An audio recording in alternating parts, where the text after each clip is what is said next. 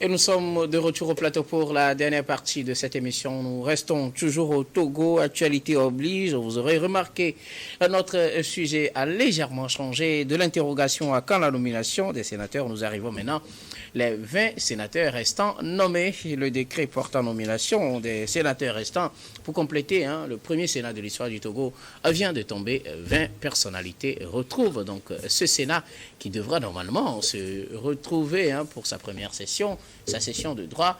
Ce jeudi, nous en parlons avec nos invités. Nous sommes dans la foulée de cette nomination. Plusieurs personnalités ou certaines personnalités refont surface dans l'arène politique togolaise avec cette nomination au Sénat. Pour ce quatrième sujet, la parole est à qui veut la prendre en premier pour ses commentaires. Oui, je crois que, comme le dit les textes de loi de la Ve République, donc depuis nous savions que c'est dit que à la date de la proclamation des résultats définitifs des élections sénatoriales, le deuxième jeudi, il doit y avoir la session de droit de l'Assemblée du Sénat, et la session de droit ne peut pas se tenir uniquement avec les 41 sénateurs qui sont déjà élus au soir du 15 février dernier. Donc là, le pouvoir discrétionnaire qui est donné au chef de l'État de nommer, au président de la République de nommer les 20 sénateurs, s'est concrétisé il y a quelques minutes, parce que les 20 sénateurs qui sont nommés, qui vont s'ajouter aux 41, nous les connaissons. Ce sont des personnalités socio-politiques de notre pays, donc nous leur souhaitons bonne chance. Mais il faut dire que la session de droit du deuxième jeudi après la proclamation tire sa ressource de l'article 3 et de l'alinéa 4 de l'ordonnance du 5 novembre 2024. Donc là, les gens vont se demander, dans la Constitution, on dit que c'est le président du Conseil, mais il y a également, lorsque nous revisitons tout d'abord l'article 10 même de la Constitution du 6 mai 2024, c'est ces conditions qui définissent les paramétrages de ce Sénat, les 2 tiers et les 1 tiers. L'article 2 en fixe le nombre de sénateurs, mais il y a également l'article 60 qui précise, je cite, que le président de la République en fonction nomme le tiers des sénateurs de la première législature. Donc nous sommes dans le cas d'espèce de la première législature, et c'est avec l'exercice de ce pouvoir discrétionnaire que le chef de l'État, Faure Gnassingbé, vient de nommer ce soir les 20 sénateurs qui vont jouer convenablement leur partition. Donc c'est dire le débat qu'on avait sur la compétence de Faure Gnassingbé ou bien du président de la République en fonction pour nommer les 20 sénateurs, ça s'est concrétisé, et avec les textes de loi, on sait pourquoi est-ce que c'est le président de la République en fonction, parce que c'est réglé par cet article 60 de cette ordonnance numéro 2024-001/PR du 5 novembre 2024. Maintenant, au-delà de ça, il faudrait se poser un certain nombre de questions. Cela, vous savez, le Sénat va jouer un rôle en termes de renforcement de la démocratie et du tissu socio-économico-politique, mais également le Sénat va se poser comme un gage d'alternance et surtout un déverrouillage de la vie politique, parce que la mise en place même de ce Sénat va permettre ce qu'on appelle dans un autre jargon l'opérationnalisation des autres institutions qui sont prévues par la Constitution. Donc vous voyez, avec la mise en place du Sénat et son fonctionnement, nous aurons à connaître le prochain président de la République et également le président du Conseil des ministres. Mais il y a aussi un autre point très important lorsqu'on va parler du Sénat et de son fonctionnement, c'est la décentralisation désormais du pouvoir politique et qui va renforcer les mécanismes de prise de décision, sinon de régulation du fonctionnement des pouvoirs politiques. Et pour terminer, je dirais, Guillaume, que l'architecture institutionnelle de la Ve République renforce les mécanismes, c'est cela, d'alternance au sommet de l'État. Parce que le pouvoir va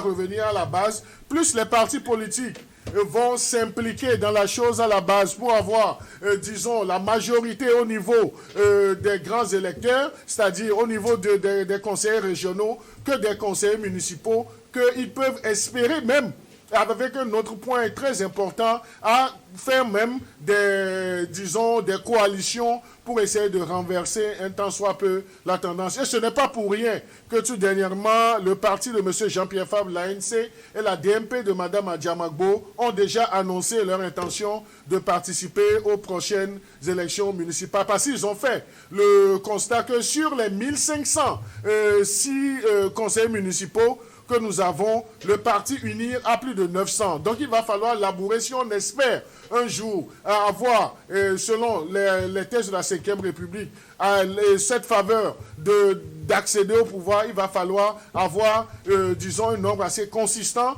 au niveau des conseillers municipaux que des conseillers régionaux. Donc la politique va se faire autrement et je me réjouis que sur ce plateau, à cette annonce, qu'on ait un conseiller municipal qui ne démérite pas, qui est toujours au front. Je lui souhaite tout le bonheur de se retrouver encore en tant que conseiller municipal pour essayer de prendre en considération les choses de la société. Pour une fois qu'il l'a fait bien, je l'ai dit tantôt dans le dernier développement.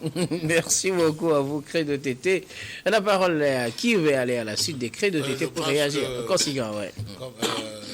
Mon confrère Credo Tété a déjà tout dit. Bon vent au Sénat numéro 1. Moi, je l'appelle comme ça. Il sera le Sénat maire, hein, ou le Sénat père de tous les Sénats que va connaître le Togo.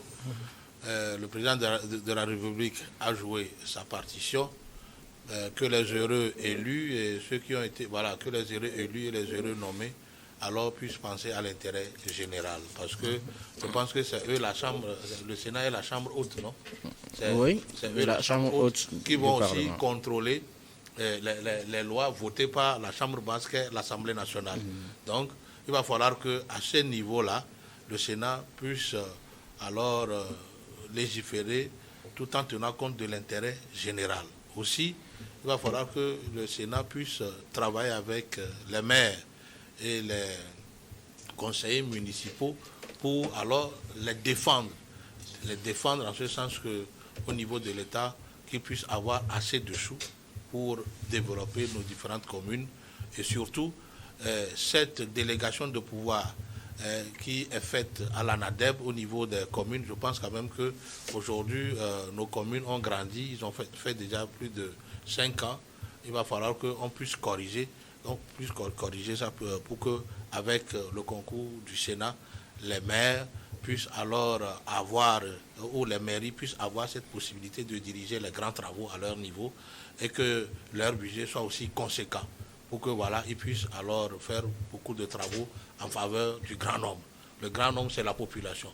Il va falloir qu'ils mouillent le maillot véritablement pour le grand nombre et que voilà, ces populations soient fières d'avoir un Sénat qui finalement va aider les mairies à répondre à leurs aspirations profondes pour qu'il y ait moins d'inondations, pour qu'il y ait moins de routes non reprofilées, non goudronnées, non pavées, qu'il y ait beaucoup d'Internet un peu partout au Togo et que voilà, le panier du ménager puisse avoir un peu de souffle. Voilà moi mes souhaits pour le nouveau Sénat et que Dieu les accompagne. Merci beaucoup à vous, Robert Consigan. Côté, bon, finalement, pasteur, vous avez la parole pour réagir par rapport à cette nomination.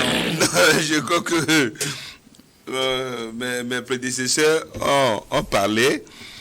La question que je me pose, est-ce que tout ça là, tous ces vœux-là peuvent être exaucés au niveau du Sénat? Est-ce que le Sénat peut apporter tout ça là au peuple togolais? Je dis non. Le Sénat ne va pas tout apporter. Il faut penser qu'avec le Sénat, la vie sera rose pour les Togolais. Non, parce que le Sénat constitue une autre institution où les gens vont être payés, il faut le fonctionnement, il faut tout ça là. Donc c'est le budget, ça rentre aussi dans le budget. Donc c'est une partie du budget qui va être encore allouée pour le Sénat. C'est pourquoi d'aucuns disent que c'est budgétivore. D'aucuns disent que c'est budgétivore et je partage leur point de vue. Bon, donc, le Sénat va déboucher sur l'alternance, je ne comprends pas. Moi, je ne comprends pas. Je ne sais pas ce que ça va donner. C'est le Sénat et l'Assemblée nationale. Non, bien sûr, je sais que. Oui, bien sûr. Je sais. Le Togo aura finalement un nouveau président de la République, or que M. Fonia Singbe. Non, attends, je n'ai pas encore fini. Non, attends, je n'ai pas encore fini. Il n'a pas encore fini. Je pense qu'il a eu l'élément de réponse. On peut le laisser continuer. Vous allez avoir la parole après. Je donne mon point de vue en tant qu'un mouvement des droits de l'homme proche des populations. Parce que je défends des populations, proches des populations. Et donc, du coup, se réjouir, c'est vrai, qu'il y a des gens qui sont nommés, des gens qui sont élus. Je crois que dans les grandes démocraties, le Sénat, tous les sénateurs sont élus. Maintenant, il y a une partie qui est nommée, peut-être c'est la première expérience, je ne sais pas, je ne sais pas trop. Et donc, maintenant que nous y sommes, il y a le Sénat pour déboucher sur le président du Conseil, pour déboucher sur le président de la République dont vous parlez, mais est-ce que c'est l'alternance là que l'on veut? C'est la question que l'on se pose. Ce serait une alternance de façade, moi je dirais. De toutes les façons, le Sénat, on a le Sénat aujourd'hui. Les gens sont nommés, ils doivent être fiers, ils sont nommés, on les félicite. Et ils sont nommés, on les félicite. Surtout Kabo Abbas. Je n'en sais pas trop. Je viens d'apprendre qu'ils sont nommés. Je viens d'apprendre qu'ils sont nommés. Mais maintenant, et les populations qui souffrent, qu'est-ce que ça peut apporter? Pour vous, le Sénat ne va rien apporter. Hein. Vous avez dit que ça ne va pas changer beaucoup de choses, mais apparemment... C'est pour renforcer un système. Moi, c'est pour renforcer un système. Quel système? Moi, en tant qu'élu local, je n'attends pas du bon. Il a dit tout à l'heure que c'est vrai qu'au niveau du Sénat, il y a la décentralisation, il y a les collectivités territoriales. Le Sénat joue un rôle, un lien avec les collectivités territoriales. Mais dire qu'il faut attendre qu'ils vont voter pour notre budget, ils vont corser, ils vont hausser le budget. Au niveau de le budget, nous, notre budget est toujours le budget local. C'est un budget qui est peut-être l'appui. On parle de l'appui, effectivement, de l'État. Là, vous voulez parler de l'appui aux collectivités avec les fonds FACT. Les fonds FACT. Bon, si ça arrivait que cela puisse changer, bon, on attend de voir. Donc, on ne va pas trop crier pour dire... Pour vous, ça ne change pas grand-chose, pasteur. Aujourd'hui, il y a un Sénat et que le Togo est fortement démocratique. Le Togo est sur le pays. Les pays ont déjà essayé le Sénat. Ils l'ont suspendu, ils l'ont abrogé. Le Sénégal, c'est un grand pays démocratique, mais ils ont abrogé le Sénat. Et des pays africains de la sous-région, il n'y a pas de Sénat comme peut-être le Nigeria, les grands pays. Bon, si nous, petits pays, on veut faire cette expérience, on a les députés, on a les maires, on a les préfets, on a tout ça, on a les sénateurs. Et bon, on veut aller à l'épanouissement des populations, mais j'attends de voir ce que ça va donner. Moi, j'attends de voir ce que ça va donner. Merci beaucoup. À vous, au pasteur. Et donc, le Togo a choisi cette voie-là pour se développer et pour décentraliser le pouvoir d'État. Donc, je pense quand même que c'est une bonne chose. Et on va faire l'expérience. C'est parce qu'il avait manqué du Sénat depuis là que...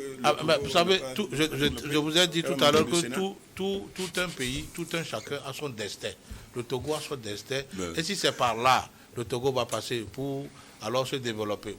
La finalité, ce n'est pas seulement la démocratie, mais c'est aussi le développement intégral. Que ce ne soit pas un groupe qui décide le destin de... Non, écoutez, non. Ces institutions regorgent des personnalités, des sachants en droit et en différentes filières et en différentes filières de profession. Je pense quand même qu'ils vont apporter leur savoir-faire. Moi, je suis un homme libre. Merci beaucoup. Je pense que c'est cette liberté que nous promouvons sur ce plateau. Quel de Tété, vous voulez réagir tout à l'heure? Non, mais moi, je voudrais juste apporter assez de lumière au pasteur Edokomi parce que... J'étais pas dans l'obscurité. Je dis assez de lumière. Non, je n'ai pas dit ça aussi. Donc, je crois que c'est pour l'animation. Mais il a besoin assez de lumière parce que là où je dis qu'il y aura la possibilité d'alternance, peut-être qu'il n'a pas bien saisi les explications que j'ai données. Je dis, l'alternance au sommet de l'État, je crois que j'ai donné l'exemple. Aujourd'hui, les partis politiques savent que avec la constitution du 6 mai, il n'y aura plus d'élection présidentielle, mais pour espérer occuper... Une grave violation des droits des citoyens. Non, ce n'est pas encore le sujet, vous me laissez aller au bout, parce que c'est pas parce que je viens dire que pour une fois vous avez fait œuvre utile dans le social. S'il vous plaît, revenez au sujet, puisque le temps est contre nous. Non, c'est un grand frère aimé. Donc je dis, en fait, lorsque les partis politiques vont investir le monde des conseillers municipaux, vont se battre sur le terrain à la base pour avoir le maximum de conseillers municipaux et régionaux, je crois qu'ils peuvent impacter sur la décision au niveau de l'élection des sénateurs. Donc c'est là. Et lorsque un parti politique peut avoir, disons, cette audace, cette chance d'avoir le maximum, il y a également cette possibilité d'arriver à une coalition majoritaire. Donc c'est là où je parle de la possibilité ou une forte probabilité d'avoir l'alternance au sommet de l'État. Parce que...